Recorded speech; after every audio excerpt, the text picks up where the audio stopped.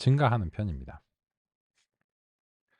그래서 지난 시간에 그런 점들을 이제 살펴봤습니다. 그래서 우리 남겨두고 있는 부분은 요 3.4 절하고 이제 3.5 절의 이제 군집 이런 것들 이제 얘기를 이제 해야 되고요. 또 당연히 이제 그거 말고도 뭐 여러 가지 또 있죠. 그래서 이제 이 선형 모형 우리 기존의 리니어 리그레션, 로지스틱 리그레션 이제 논의하면서 선형 모형에 대해서 이제 분류까지 우리가 이제 전반적으로 논의를 했고, 그리고 주요하게는 요 결정 트리를 이제 봐야 됩니다. 그래서 오늘 마지막 2 시간에는 결정 트리에 인제 쏟아붓고요. 또 나머지 인제 1 시간에는 요 비지도 학습에서 EDA를 할 때 이제 도움이 될 수 있는 그런 차원 축소와 인제 군집에 대해서 같이 인제 살펴보겠습니다. 얘네들은 인제 성능을 내기 위한 것은 아니에요. 뭐 이걸 를 통해서 성능이 나거나 그러진 않거든요. 예. 뭐 이상한 인제 소리가 나는데. 혹시 마이크가 실수로 이제 켜진 분이 있으실 수도 있을 것 같아서 제가 잠시 한번 확인하겠습니다.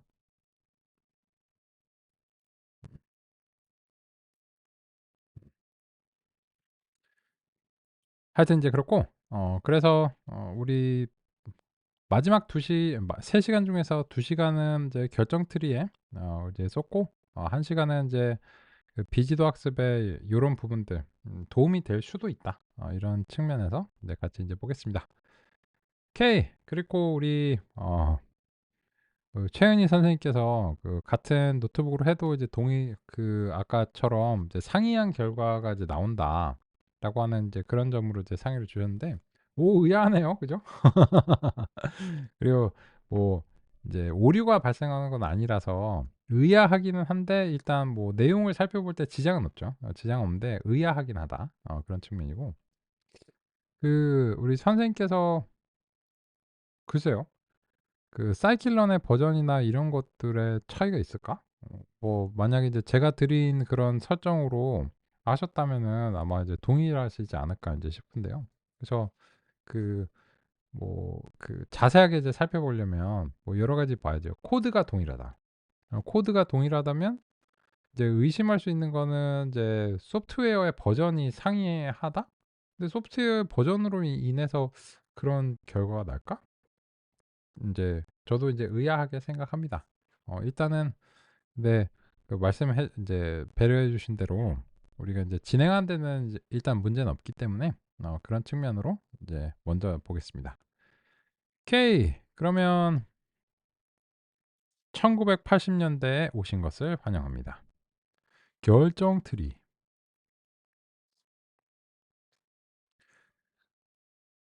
그러면 교재 해당 부분으로 가서 보겠습니다. 106 페이지. 음 106 페이지고요. 결정 트리는 분류와 회귀 문제에 널리 사용하는 모델입니다. 뭐 이렇게 이제 되어 있어요. 뭐 80 년대 정도 되면 이제는 기계 학습이 태동기는 이제 훨씬 지났습니다. 이미 이제 기계 학습의 이제 기초 이론들이 정립되어 가는 이제 그런 이제 상황들이라고 할 수 있고, 그래서 인제 그 시점에서는 뭐 이제 어느 시점인가지 보면 이제 선형 모형을 통해서 기계 학습이 인제 가치가 있고 이제 탄생을 했어요. "우와 해피 버스데이 투 유." 이렇게 해 갖고 탄생했어요. 그죠? 탄생했고, 그리고 나서 인제 요 1970 년대부터 80 년대는 그 소위 말해서 인제 암흑기를 이제 거쳤거든요. 아이고.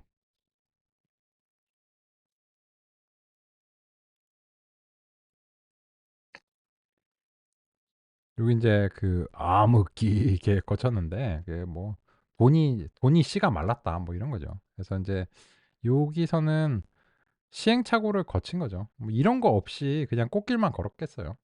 당연히 인제 인제 처음에는 잘 될 줄 알았는데 뭐 뜻하지 않은 여러 어려움이 있겠죠. 있겠지. 근데 인제 이 1980 년대부터 90 년대는 다시 부활했습니다. 그 부활에 이제 두 주자가 그룹이 있는데, 이 1985 년에 결정 트리,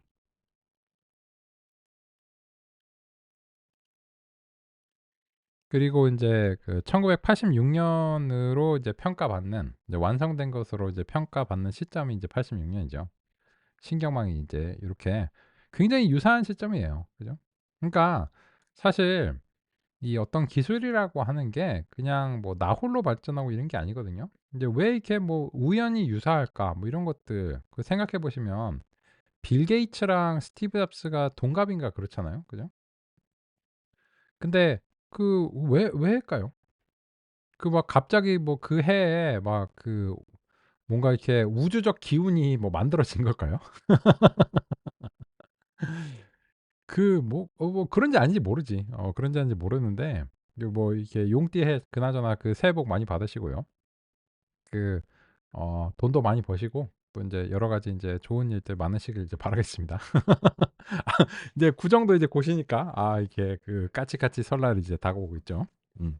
근데 그 제가 이제 빌 게이츠, 스티브 잡스 이런 거 보면 뭐 진짜 막 그 해에 뭐 미국의 뭐 운이 뭐 어쩌고 저쩌고 뭐 그럴 수도 있지. 근데 그 기술들이 서로 이제 영향을 받으면서 누 인제 누가 뭘 내면 누가 뭘 내고 또 이제 '아 그렇구나.' 해서 인제 논의가 형성이 되잖아요. 그때가 인제 이 소위 말해서 퍼스널 컴퓨터들이 인제 그 생겨나던 인제 시대죠. 그래서 인제 이 1970 년대에는 인제 빌 게이츠와 이 잡스라고 하는 이제 두 분이 요 시점에서 그 PC를 만들 수 있는 이제 환경 자체가 이제 개발이 됐잖아요. 그래서 인제 요때부터 인제 그 맥과 인제 윈도우즈 이렇게 나왔고 그랬었는데, 그래서 이제 기계 학습이라고 하는 것과 또 이제 그 퍼스널 컴퓨터와 이런 것들이 이제 이때 이제 개발이 이제 된 거죠. 그리고 인제 요 80 년대에는 이 전산을 이제 활용하기 이제 시작했고, 그래서 이 신경망이나 결정트리도 사실 이 논의가 요때 그냥 뿅 나온 게 아니고 그 1950 년대부터 이미 1958년 퍼셉트론 이런 걸로부터 인제 신경망이 예고가 이제 돼 있었어요. '이쪽 방향으로 가야 된다.'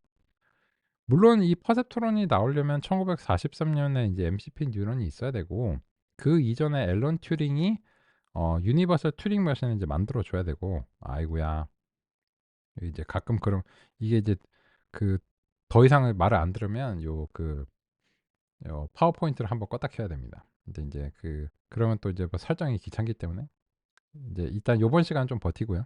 이제 다음 시간 이제 쉬는 시간에는 한번 껐다 켜야 되겠습니다. 이제 보면 이 1936 년에 인제 튜링이 그 튜링 머신을 이제 만들면서 인제 컴퓨터를 이제 만들었잖아요. 그죠?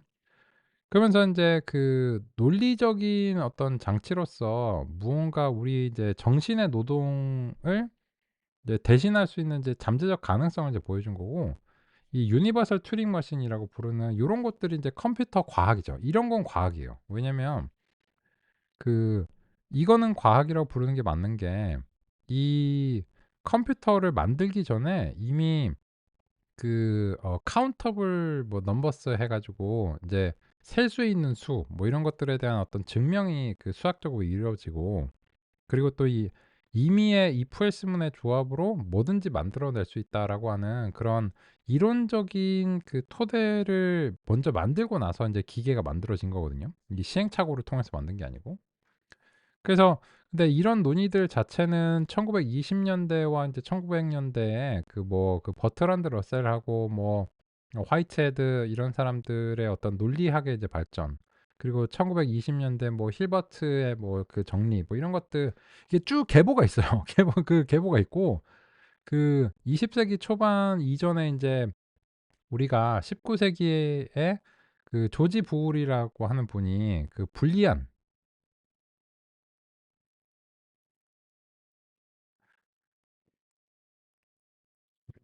지우기가 이게 힘든데.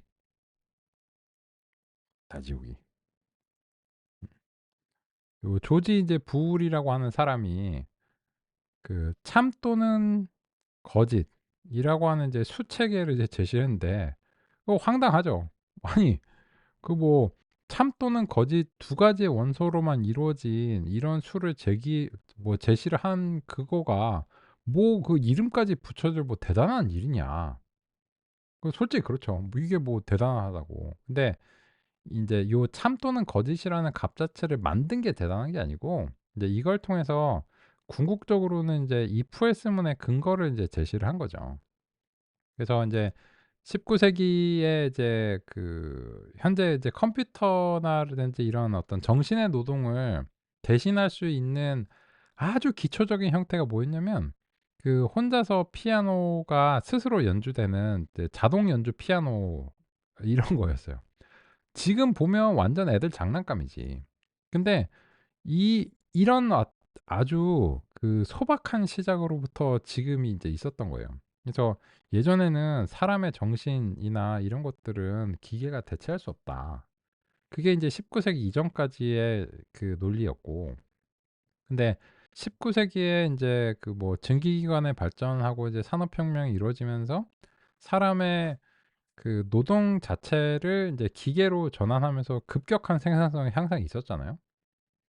그러면 그거를 보면서 이제 수학자라든지 이런 사람들이 자신이 그걸 잘 알잖아. 자신의 어떤 정신적 노동이나 이런 것들이 어느 정도는 상당히 반복적인 부분이 분명히 존재한다는 거예요. 그러면 이제 그런 정신의 노동 자체를 어떤 기계적인 방식으로 표현할 수 있느냐라고 하는 그런 대담한, 그 당시에는 이제 그 엄청난 이제 혁명적인 어떤 점프였죠. 사고의 이제 방법적 측면에서.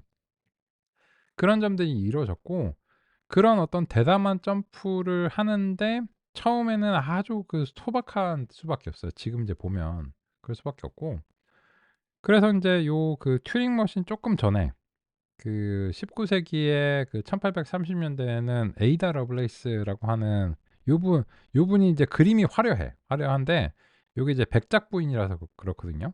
그래서 인제 그 귀족이라서 이제 그림이 이제 한데 막 이제 되게 막 이쁘게 그렸는데, 요분이 수학 천재였어요. 그래 갖고 그 그나저나 요 에이다 러브레이스에서 요거 어디서 본 이름 같은데라고 생각하시면, 그 엔비디아 아키텍처 중에서 그 얼마 전 그 튜링 아키텍처가 있고, 그 튜링 아키텍처 다음인가 이전인가가 러브레이스였어요. 그러면 그걸 보시면 아마 그 러브레이스 다음에 튜링일 거예요, 엔비디아 아키텍처 명칭이. 그러면 왜 그럴까요? 요 그 역사적인 오마주를 하는 거예요. 러브레이스 다음에 튜링이잖아요. 그럼 다음엔 못 가. 다음에는 인제 그 이후 시대 이제 튜링 다음에 그 폰노이만 이렇게 돼야 되나? 아마 그럴지도 모르죠. 그래서 인제 당시에 그 애널리틱 엔진이라고 하는 게 일종의 계산기이자 이제 컴퓨터고, 이 기계적인 이제 방법으로 만들어졌고, 요거는 이제 범용 컴퓨터는 아니에요. 아주 특수한 솔루션을 이제 해결하는 건데, 그런 발판들을 가지고서 인제 20 세기 초반에는 이제 튜링이 뭐든지 어떤 것이든 그 if else문으로 표현이 될 수 있다면 이제 이 정신의 노동 자체를 그 컴퓨터로 이제 할 수 있다라고 하는 그런 자신감을 가지고서 이제 개발이 된 게 이제 튜링 머신이죠. 그래서 여기서 인제 자료 화면은 그 요 그 이미테이션 게임, 그죠? 이라고 하는 이제 그 영화에서 요 이 누구지? 갑자기 이제 이름이 생각 안 나요. 요 배우가 그 앨런 튜링을 이제 분해 가지고 독일군의 이니그마 암호를 막 해독하고 막, 그런데 이제 사람의 이제 머리의 연산 속도로는 절대 따라갈 수가 없으니까 이거 컴퓨터로 이제 해야 된다. 그 이제 좀 차이는 있는데 어느 정도 사실이에요. 그러니까 그 실제 이제 사건을 기반으로 한 건데, 그래서 당시 인제 1940 년대 그 튜링이 그 실제 영화에서 나오는 그 블레이크 파크에서 이제 전자두뇌를 이제 연구를 했고, 이제 그 과정에서 인제 컴퓨터가 태동했고, 또 50 년대에는 이제 미국 뉴욕으로 이제 건너가서 MIT 쪽으로 건너가서 하버드인가? 그 폰 나우만하고 콜라보했어요, 실제로. 그래서 그 미국과 영국의 이제 콜라보로 그 컴퓨터가 이제 만들어졌다라고 할 수 있고, 그리고 나서 얼마 안 돼서 사실 컴퓨터가 거의 얼마 안 돼 만들어진 지 얼마 안 된 시점에서 이제 인공지능이라는 분야가 나왔기 때문에, 이제 이걸 보면은 우리가 느낄 수 있는 게, 컴퓨터를 만든 근본적인 이유가 사실은 인공지능이 목적이었던 거예요. 근데 그 목적을 정말 그 눈물겨운 그 거의 얼마 있으면은 이제 100 주년을 기념해야 되죠. 인제 그 1930 년대를 만약에 그 기 컴퓨터 인제 앨런 튜링을 이제 기점으로 한다면 얼마 지나면 이제 그 100 주년을 기념해야 되는 거예요. 그죠? 물론 이제 인류 전체적으로 인제 작은데 그 인공지능의 역사가 이제 생각보다 이제 길다는 겁니다. 그리고 인제 50 년대에 그 프랭크 로젠블랫이 "인간 같은 기계가 등장할까." 뭐 이런 식으로 해서 이제 당시 인제 그 분위기를 이제 느낄 수 있는 거죠. 그러는 인제 와중이었습니다. 그러는 와중이었고 이제 그런 인제 맥락들이 있었고 그런 인제 맥락들을 통해서 인제 1980 년대에 도달한 거예요. 그러면 이때는 이제 이 신경망과 결정 트리라고 하는 이제 큰 트리로 집약이 됐는데 왜 이 시점이 중요하냐면 지금 딥러닝을 뭘로 하냐면 신경망으로 해요.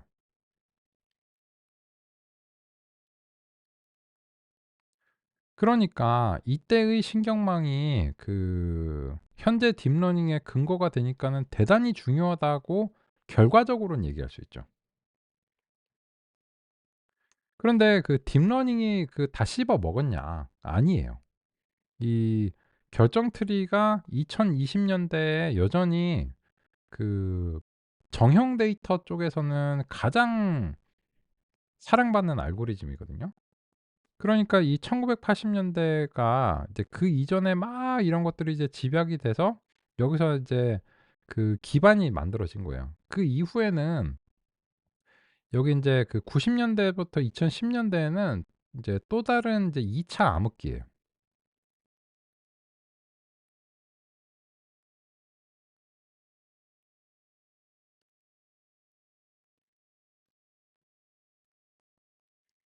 이때 재미없었어요. 이때 재미없었고 이제 제가 이제 공부했던 시절은 이제 요때거든요. 학창 시절. 그죠.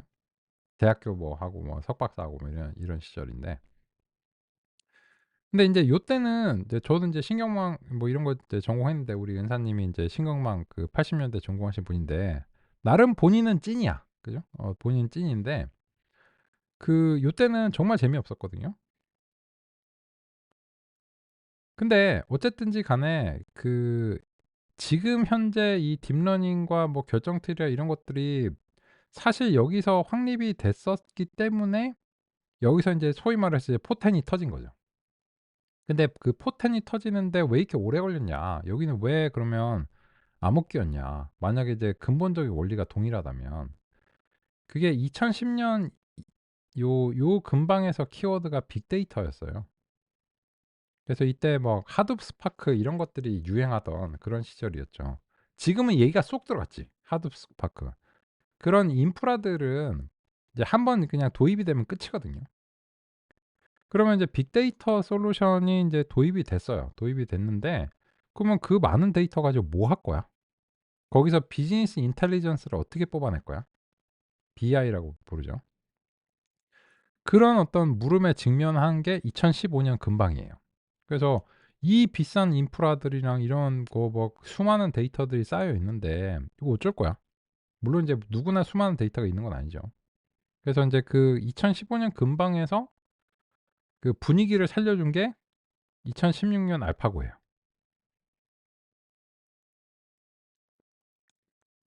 그래서 인제 이 2016년 알파고가 나오면서 '아 이 빅데이터가 있고 그 빅데이터를 해서 정보를 뽑아낼 수 있는 딥러닝이라고 하는 것이 있다.' 이러면서 전반적으로 기계학습 분야가 이 잠자고 있던 그 곰을 깨우는 그런 느낌이었거든요. 그래서 이제 다시 인제 확 이렇게 막 미친 듯이 이제 불타오르는 그런 어떤 기하급수적인 그 발전의 사이클로 들어가게 된 이제 계기가 됐죠. 그리고 나서 인제 2016년 알파고가 나와서 막 그 불을 지폈는데 그리고 나서는 약간 인제 좀 소강 상태에 접어든 그런 느낌이었어요. 뭐 좋기는 하고 뭐 그 뭐 빅테크들에서 뭐 좀 쓰는 것 같긴 하고 뭐 페이스 아이디 편리한 것 같긴 한데 그 뭐 그렇다고 해서 '과연 우리 삶이 그렇게 바뀌었나?' 이렇게 이제 느끼던 참이었거든요. 그런데 인제 2022년 말에 인제 챗GPT가 인제 나와 주면서 요 시점에서 그 다시 한번 이제 불을 지펴 줬죠. 그래서 인제 다시 한번 이렇게 어 인공지능이 "아우 가치 있다." 그리고 이제 이게 기반 기술이고 그 범용 기술인데 왜 이런 말씀을 드리냐면 지금 이 시점은 역사적인 시점을 살고 계신 거예요. 역사적인 시점에 지금 경력을 활발한 어떤 경력을 이제 형성하시는 그런 기간에 이제 살고 계신거든요. 무슨 말인가면 요 1970 년대와 90 년대가 이제 정보 산업이 발전이라고 봐야 되겠죠. PC 이런 것들이요. 그러면 인제 요 시점도 신나는 시대였던 거예요. 그 마찬가지로 근데 이게 PC가 모든 사람들한테 보급이 되고 모든 산업에 영향을 주는 범용 기술이죠. 그런 측면에서 AI가 이 범용 기술로서 다시 한번 이제 등장을 한 것입니다. 그래서 요때는 PC고 요 2000 년부터 2010 년은 인제 그 인터넷이고 2010 년부터 2020 년은 스마트폰이고 2020 년대 이후는 이제 AI다. 요런 어떤 그 산업의 딱 흐름이 있죠. 그죠? 그래서 인제 그런 측면에서 이 결정 트리가 이 1980 년대에 그 씨앗을 그 굉장히 이제 단단한 그런 그 씨앗을 이제 가지고 있고 그리고 그 씨앗이 이제 발아해서 그 나무가 돼서 그야말로 많은 사랑을 받고 있고 실제적인 결과를 내기 때문에 사랑을 받는 거죠. 뭐 얘 자체가 뭐 이뻐서라기보단. 그런 알고리즘이기 때문에 그런 측면에서 어 결정 트리는 상당히 인제 그 잘 아셔야 되고 관심을 가져야 되고 그런 알고리즘이라고 할 수 있습니다. 근데 그 아직 원리를 소개를 안 드렸어요. 원리를 소개 안 드렸는데 그냥 써볼 수 있어요. 사이클론에 그죠? 트리 패키지, 디시전 트리, 클래시파이어 있겠죠. 그죠? 디시전 트리, 리그레서 있겠죠. 그죠? 요렇게 인제 가지고 있습니다.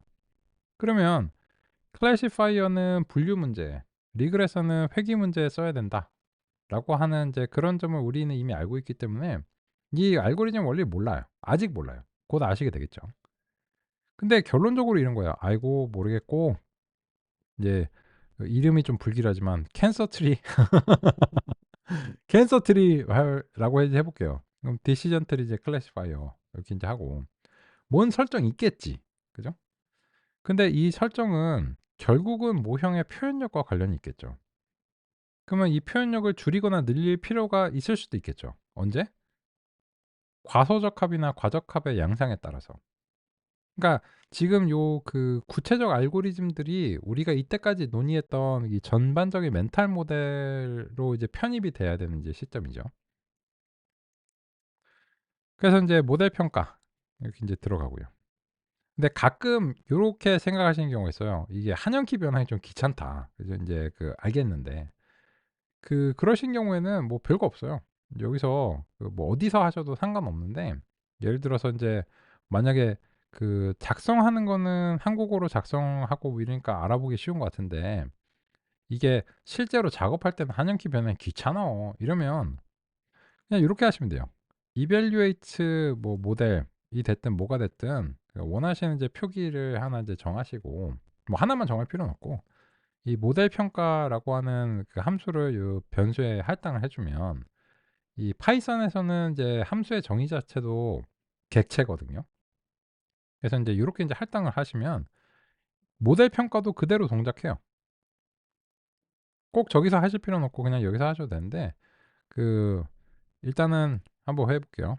cancer tree 이렇게 하고 그리고 인제 cancer data, cancer 인제 target 하고 요 랜덤 스테이트는 아까 인제 교차 검증 얘기했는데 그 얘기를 차치하고서라도 어 필요해요. 왜 그런지 이 결정 트리 튜닝하면서 말씀드릴게요. 이렇게 해 보면 그냥 돼요. 이제 원리는 몰라. 원리는 모르는데 그냥 이제 됩니다. 근데 만약에 아까 저처럼 이제 evaluate 모델 요런 거를 인제 할당해 주셨으면 똑같이 됩니다. 그래서 원하시는 대로 하실 수 있어요. '아 나는 모델 평가 괜찮았다. 이제 한영키 변화인데 그 상관없고 나는 가독성이 더 중요하다.' 이렇게 하시면 되고 인제 그 가독성은 인제 정의하는 시점에서는 알겠고 이제 이후 시점에서는 그냥 이밸류에이트 모델로 쓸란다. 그렇게 하시면 됩니다. 그죠? 그래서 이제 캔서 트리를 이제 다음과 같이 했는데, 요거는 저도 인제 이렇게 해 보고 있는데, 랜덤 스테이트를 고정한다고 해도 지금 훈련 시험 데이터 점수가 이게 바뀌어요. 이거는 아까 우리 최은희 선생님께서 겪으신 그런 문제가 아니에요. 이거는 왜 그러냐면, 이 결정 트리 알고리즘 자체에 무작위성이 조금 있어요. 그래서 이거는 이제 랜덤 스테이트를 고정하신다고 해도, 저도 인제 여러 번 이제 보여 드리지만 실질적으로 이제 변경이 됩니다. 그죠? 그러면 이제 그 UFO 해 볼까요?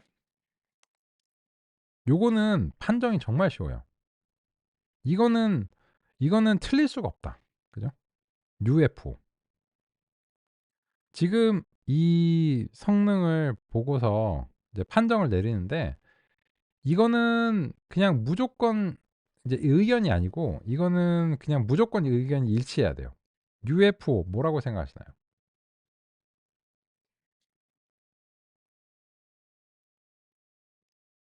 채팅창에서 우리 현동훈 선생님께서 O. 다른 분들을 대표하셔서 먼저 인제 해 주셨는데 딩동댕. 그죠? 왜냐면 훈련 점수가 100 점이면 이거는 논란의 여지가 없어요. 과소적 합은 절대 얘기할 수가 없는 거예요. 그렇잖아요. 훈련 점수가 100 점인데 뭘 또 어떻게 해. 모의고사 100 점인데 뭘 또 어떻게 하냐. 얘는 과소적 합이 지금 말할 게 없는 거예요. 그러면 인제 얘가 이제 핏이 되는 거는 1.0, 1.0이 돼 가지고 그냥 "훈련도 시험도 다 100 점이요." 이러면 인제 핏이겠죠. 그죠? 만약에 이제 그 극상에서는요. 근데 그러면 그것이 인제 이 핏이 되는 지점이 과연 거기가 될 수 있을지는 몰라요. 그죠? 그래서 인제 이 핏이라고 하는 것은 결국은 우리가 하다가 그냥 안 돼서 100 점을 사실은 막 얻고 싶은데, 정말 하다 안 돼 가지고 어느 시점에 인제 멈추고, 그러면 이제 그 시점에서 '야 이거 어쩔 수 없다. 이거 인제 과적합은 발생하지 않으면서 요 정도 성능을 내는 걸로 만족할 수밖에 없어. 여기에 핏하다고 하자.' 그러니까 이게 되게 주관적이죠. 그죠? 근데 처음부터 이 두 점수가 아까처럼 그러면 95, 95 이렇게 편성했을 때 '이거 왜 언더라고 했어?' 그러니까 그 시점에서 몰라서 그래요. 그러니까 이게 97이 될 수 있을지 98이 될 수 있을지 모르는 상황인데, 그냥 한번 해 보고 그 핏하다고 해 버리면 그 기회를 포기하는 거죠. 그래서 인제 그때는 언더로 평가를 한 건데, 돌고 돌아서 알고 보니 그 최종적으로 나중에는 그게 핏으로 이제 판정을 했다면 '그 봐 내 말이 맞잖아.' 그렇게 생각하실 수 있거든요. 근데 해 보지 않고서 핏을 판정하는 것은 이제 바람직하지 않다. 그런 의견을 이제 정리해서 드릴게요. 그래서 얘는 인제 그 과적합이 무조건 지금 문제인 상황이에요. 그러면 과적합의 원인이 뭔가요? 여러 가지가 있죠. 여러 가지가 있는데, 그 부족한 데이터, 그리고 모형의 표현력, 둘 중에 뭘지 몰라요. 뭘지 모르고, 이제 그와 관련해서 요 캔서 데이터 같은 경우에는 랜덤 스테이트 말고도 하나 더 해 주셔야 되겠죠. 요 스트래티파이를 해 주셔야 돼요. 왜냐하면 이제 그 이거 '아 되게 오랜만이다.'라고 이제 생각하시겠죠. 그죠? 이 구간별 분리를 수행해 주는 게 그 불균형 분포에서는 더더욱 중요해져요. 그래서 요렇게 인제 했는데, 야 그러니까 뭐 야 뭐 그렇게 해서 더 잘 되는 것 같은데? 글쎄요. 이제 해 봐야 되겠죠. 여기 보시면 뭐 아까에 비해서는 인제 좀 높은 수준이잖아요. 그래서 알고리즘은 별거 아니에요. 알고리즘은 그냥 요번 기회에 알고 나면 끝이거든요. 근데 이제 머신러닝의 전문성이 필요한 거는 과연 정말 이 성능이 그 제대로 평가가 되는 것이냐, 어떻게 하면 제대로 평가할 것이냐, 이런 것들은 노력과 전문성이 필요합니다. 그래서 인제 보시면 인제 아까에 비해서는 쪼끔 평균적으로는 높은 수준으로 올라온 느낌적인 느낌이죠. 그죠? 근데 "이 점수가 좋냐?"라고 물어보면 이제 이게 1980 년대고 이 로지스틱 리그레션이 1950 년대 모델이에요.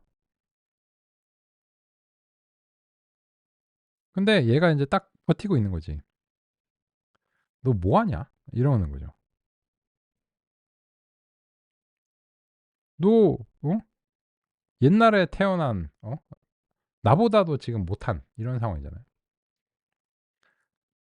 더 나중에 나온 모형이라고 무조건 뭐 다 잘하는 게 아닙니다. 이제 그냥 이거는 이제 모형과 데이터의 이제 궁합이 중요한 거예요.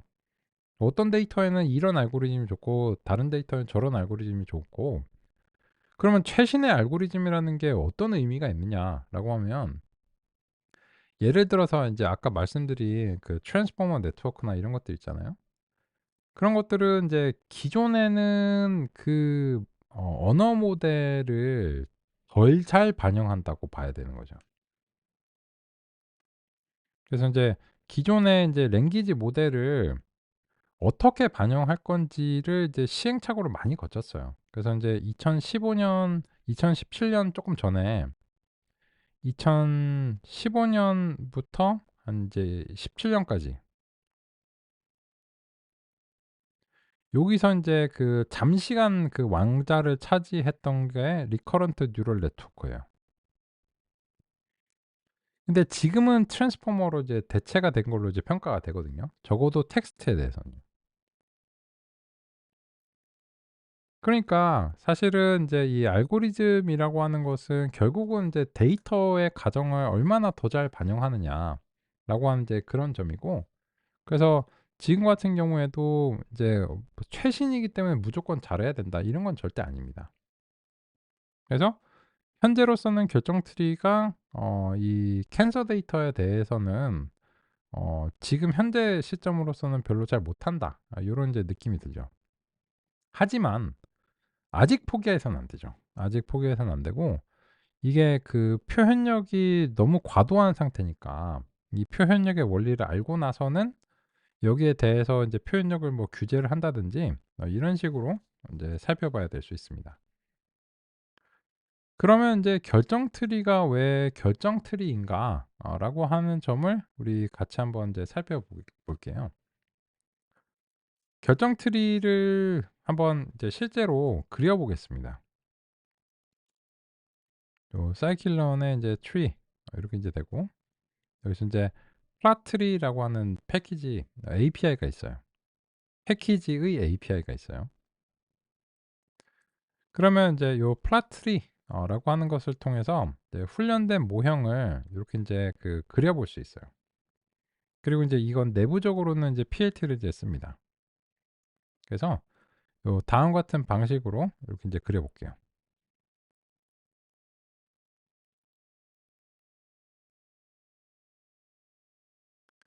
그러면 인제 그 깨알같이 막 이렇게 이제 보이거든요. 그죠? 잘 안 보이시죠? 그죠? 요거는 인제 그 이 더 잘 보이게 하기 위해서, 이거는 인제 내부적으로는 이제 PLT를 사용하기 때문에 이 그래프가 인제 그려진 거를 이제 더 잘 보게 하기 위해서는 PLT 쪽에서 좀 설정을 해 줘야 되는 게 있어요.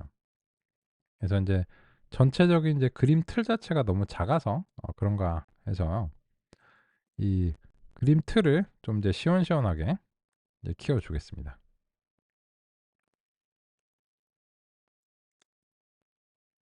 그러면 인제 그 전체 그림 틀이 좀 이제 커지면서 이제 글씨가 좀 보이는 느낌이 있거든요. 그래도 좀 작지만요. 그죠?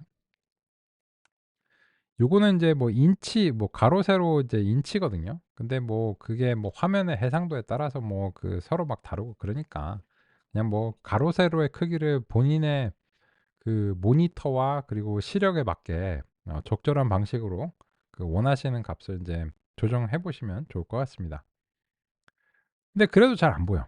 이게 그 잘 안 보이는데, 그래서 그 요런 경우에는 인제 이 플라트리에서 이 폰트 사이즈를 쪼끔 키워 볼게요. 한 9 이렇게 키워 볼까? 그러면 인제 좀 보이죠. 그죠?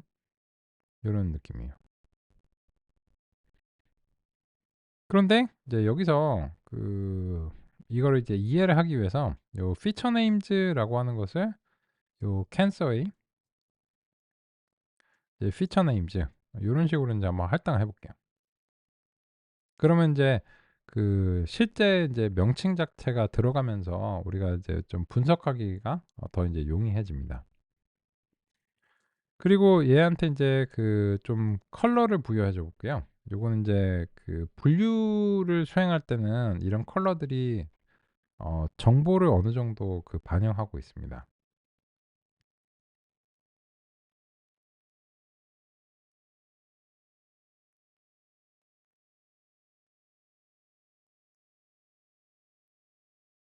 요까지 잘 되시면 엄지척으로 확인해 주시면 감사하겠습니다.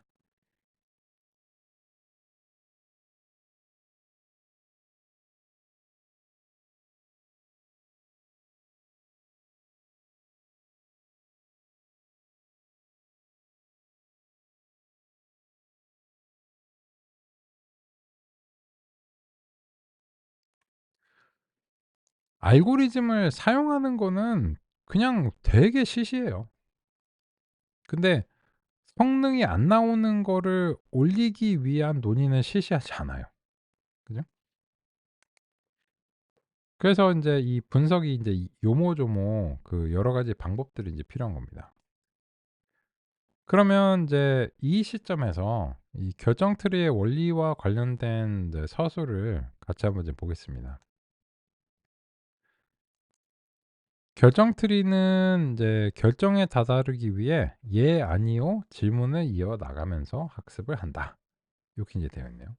그러면 뭐 그 예를 들어서 지금 만약에 출력이 매냐 펭귄이냐 돌고래냐 곰이냐라고 하는 4 가지 중에 한 가지를 이제 구분을 해야 되는 상황을 그냥 가정한 거예요. 이거는 그냥 개념 이해를 위해서 가정한 거예요. 실제로 이런 문장이 쓰여지는 건 아니에요. 왜냐하면 기계학습은 그 모든 게 인제 수치로 표현이 돼야 되기 때문에 그렇습니다. 그래서 이거는 그냥 개념 이해를 위해서 그 비유적인 거고요. 그러면 "날개가 있나요? 날 수 있나요? 지느러미가 있나요?"라고 하는데 이거는 사실상 if else문의 구조죠. if else문으로 AI를 달성할 수 있느냐? 당연하죠. "어 의외인데? 네가 이때까지 기계학습 알고리즘은 이제 기계적 모형인 if else문하고는 뭔가 이제 상반되고 구분된다고 하지 않았어?" "맞습니다." "그러면 모순되잖아!" 라고 화를 내실 수가 있는데 아니에요. 모순되지 않습니다. "기계 학습과 기계적 모형은 이제 다르다."라고 말씀드렸지 AI를 달성을 하는 것이 기계 학습 알고리즘이 유일하다고 말씀드리지 않았어요. AI를 달성하는 방법론으로 중에 하나로서 머신러닝이 있는 거예요. 근데 그 인제 if else문 같은 요런 식을 뭐라고 부르냐면 이제 규칙 기반이라고 부르거든요.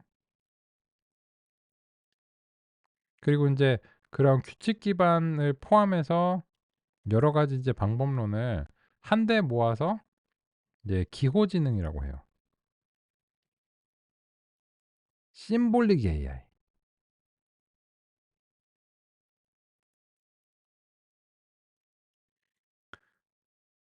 얼마 전까지만 해도 이게 대세였어요, 산업계에서는. 막 이렇게 if else문을 이제 정교하게 그 만들어 가지고 그 지능을 달성했고 그 뭐 스타크래프트 이런 게임들 있잖아요. 그런 게임들의 인공지능은 다 기호지능 기반이에요. '이제 딥러닝 기반으로 한번 가 보자.' 그런 게 인제 시도가 되고 있는 거고 아직 그런 게 적용이 돼서 광범위하게 그 받아들여진 상태가 아니에요. 그러니까 게임에서도 롤 플레잉 게임 같은 거 좋아하시는지 모르겠는데 그 롤 플레잉 게임이나 이런 거 해 보면 이제 게임이니까 이 그 NPC라고 하는 논 퍼슨 캐릭터들이 멍충하잖아요. 근데 이게 이해가 돼. 걔네들 대화며 대사며 이런 것들을 if else 문으로 그 조건에 따라서 이제 그 어떤 특정한 대화를 그 치도록 이렇게 해야 되잖아요. 얼마나 힘들겠어. 그 막 정말 이게 엄청나게 막 그 수작업이지. 그러니까는 인제 열심히 했다고 하는데 그게 "멍충하다." 뭐 이런 소리 듣는 거죠. 그 "왜 거기서 네가 왜 나와?" 약간 이런 거 있잖아요. 근데 한번 생각해 보세요. 그런 게임들이 인제 챗GPT 같은 인공지능이 이제 탑재돼요. 챗GPT도 물론 헛소리합니다. 근데 그럼 챗GPT 같은 것을 기반으로 해서 NPC를 이제 만든다라고 하면 이제 게임을 만들 때 그 해당 캐릭터들한테 구체적인 대화나 그 대화가 발생하는 상황을 하드 코딩을 하는 게 아니고 너 얘한테는 캐릭터만 부여하는 거예요. "너는 악당이야. 어? 너는 그냥 그 못된 말만 해야 돼. 그리고 못된 짓만 해야 돼. 어떻게든지 저 영웅인 주인공을 골탕 먹여야 돼." 그런 어떤 역할을 딱 설정해 주면 그 역할에 따라서 이제 상황에 맞춰서 그 게임 개발자가 어느 정도 범위에서는 그 범위를 정해 놓겠지만 게임 개발자가 의도하거나 명시하지 않은 그런 것들도 상황에 따라서 적절하게 말한다면 좋겠죠. 좋겠지. 그게 지금 안 되잖아요. 안 돼요. 그걸 도입한 게임이 없고 아직. 뭐 제가 알기로는 없는 걸로 알고 있고 적어도 이제 유명한 게임으로서는 없는 것 같아요. 근데 그런 거를 지금 만약에 도입을 한다면 그러면 잠재적으로는 그 게임 개발을 수행하는 그 개발 시간 자체가 타임 투 마켓이 현저하게 줄어들겠죠. 그죠? 근데 그게 가능할 것 같냐? 가능하죠. 고객센터도 지금 AI로 대부분 바꾸는 판에 뭐 게임처럼 NPC가 뭐라고 하든지 보통 이제 뭐 신경 안 쓰잖아요. 그죠? 근데 어쨌든 근데 그게 있어야 그 몰입도라든지 재미에 도움이 되니깐요. 그래서 인제 똑같은 말만 이제 반복하는 그런 멍충한 게임이 안 되도록 하는데 도움이 될 수 있는 거죠. 그죠?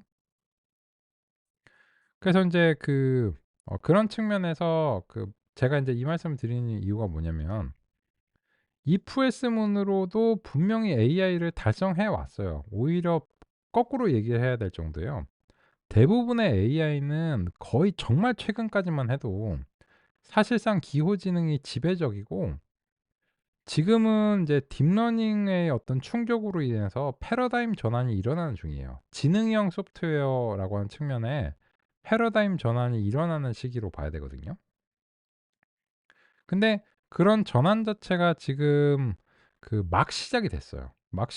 오히려 막 시작이 된 거고 완전하게 이제 이루어졌다? 전혀 아닙니다. 그런 측면에서 이 결정 트리라고 하는 것은 그 중간에 어딘가쯤에 있다고 평가가 되는 거예요. 근데 그런 측면으로 보면. 같이 보실까요?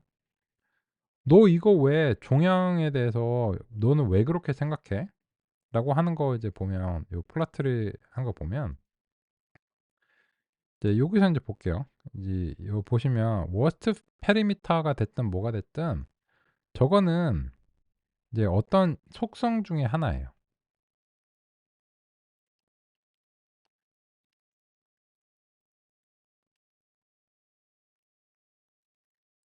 그런데 지금 요 상자에서는 어떤 임의의 속성 값을 특정한 기준에 따라서 나누고 있어요. 요 값을 결정하는 것과 그거를 그 시점에서 요 특성을 선별하는 것은 알고리즘이 하는 건데 결과적으로는 인제 이런 비교가 이루어지게 된다면 이 결과는 뭘로 기인하게 될까요? 이 결과는 결론적으로는 참이냐 거짓이냐로 이제 기인하게 되겠죠. 그렇다면 참 또는 거짓에 따라서 뭔가를 수행하는 것이 뭘까요? 그게 if else 문이지 뭐야. 그래서 요 결정 트리가 형성되고 나서 인제 결과적으로 보면 요 worst perimeter가 100.6.106.1 그죠? 요걸 기준으로 예 아니오가 나뉜 거예요. 요 수치를 정하는 거는 알고리즘의 인제 원리에 따라서 인제 정해지는 거예요. 그거는 좀 말씀 이제 드려야 되고, 근데 그 결과적으로 어떤 값이 정해져서 나눠진다면 결론적으로는 인제 우리가 하고자 하는 목표에 좀 더 이제 그 부합해야 되거든요. 그러면 그 목표에 부합을 하거나 못하거나를 어떻게 알 수 있을까요? "이거를 왜 했어?" 라고 물어보면 모든 기계학습 알고리즘들은 "손실을 낮추기 위해서입니다." 라고 대답을 하는 게 정답이에요. 그러면 요 두 번째 진위라고 하는 지표가 있는데 요 진위가 바로 그 손실이에요. 근데 그 손실이 얼마가 됐든지 간에 여기서 나누면 다음의 상태는 이전보다 더 낮은 손실에 기인해야 됩니다. 그래서 저기서 나누자라고 결과론적으로 알고리즘이 선택을 해 줘야 되는 거예요. 그러면 그런 측면에서 인제 요 세 번째 샘플즈가 뭐냐면 지금 현재 그 얘를 이제 첫 번째니까 루트라고 할게요. 대상 샘플이 426 개예요. 요거는 인제 우리가 훈련 시험 데이터를 나눠서 전달해 줬을 때 이 훈련 데이터의 개수가 캔서가 한 500여 개 되는데, 그래서 시험 데이터 남겨 두고 나면 한 400여 개 되는 거예요. 그러면 요 세 번째 인제 밸류, 네 번째죠. 네 번째 밸류는 이제 무엇이냐라고 하면 요거는 이제 유형별 도수예요. 0 번이 159건 있고 1 번이 267건 있는 거예요. 그리고 당연하게도 얘네들은 이제 합계가 426이 나와야 되겠죠. 네. 근데 지금은 보시면 이게 한 원래 분포가 한 2대 3 정도 된다고 우리가 알고 있잖아요. 비스무리한 분포를 가지고 있으면 이제 괜찮은데, 만약 이 분포가 한 대에 쏠려 있어요. 그러면 이게 쏠려 있으면 애초에 손실 자체가 되게 낮게 나와요. 그 왜 그런가 하면 이제 그다음 상태 이제 보실까요? 이 결과적으로는 얘가 그 희끄무리한데 이 희끄무리한 색상을 가지면 이게 여러 가지가 섞인 거예요. 그러면 여러 가지가 섞여 있는 상태는 이제 분류가 잘 안 된 상태죠. 그러면 손실이 높은 상태예요, 상대적으로. 근데 이 if else 문을 이제 수행하고 난 그다음 상태를 이제 보시면 결론적으로는 요 시점에서 지금 현재 손실이 0.08 까지 떨어졌어요. 그리고 진해. 요게 진해지면 그 한쪽으로 쏠림 현상이 인제 심화되는 거예요. 그건 좋은 거예요, 분류에서는. 이게 솎아내는 거죠. 실제로 그래서 이 0 하고 1 에서 1의 비율이 훨씬 높아요. 한 20배 가깝게 높거든요. 그러면 이거는 효과적 분류를 했다고 평가를 할 수 있어요. 이전의 상태보다 더 1을 많이 골라냈다. 따라서 잘했다. 이렇게 인제 평가할 수 있는 그런 어떤 상태인 겁니다. 그리고 인제 요쪽은 이제 다른 색깔로 진하죠. 왜냐면 0 번하고 1번 중에서 이 0 번이 이제 여기 진한 거예요. 그럼 이런 거죠. 원래는 인제 동그라미와 이제 0 하고 1이 이제 섞여 있는데 이걸 어떻게든 이제 나눠 가지고 진하게 이 한쪽으로 이제 모으는 거죠. 그런 거를 될 때까지 반복하는 거예요. 이게 결정 트리의 원리고, 그러면은 이제 if else, 사실상 if else 문인데 우리 보고 이걸 만들라고 하면 이 고차원의 데이터에서 뭐를 골라 가지고 개의 값을 얼마로 해야 될지를 알기가 굉장히 어렵거든요. 근데 그런 부분 자체를 알고리즘을 통해서 효과적으로 결정해 줄 수 있다는 점이 정말 반갑고, 하지만 결과적으로 이 형성된 결정 트리를 우리가 받아쓰기를 해 갖고 if else 문을 만들면 똑같은 성능이 나옵니다. 그래서 if else 문이라고 하는 것이 기술적으로 크게 틀리지 않습니다.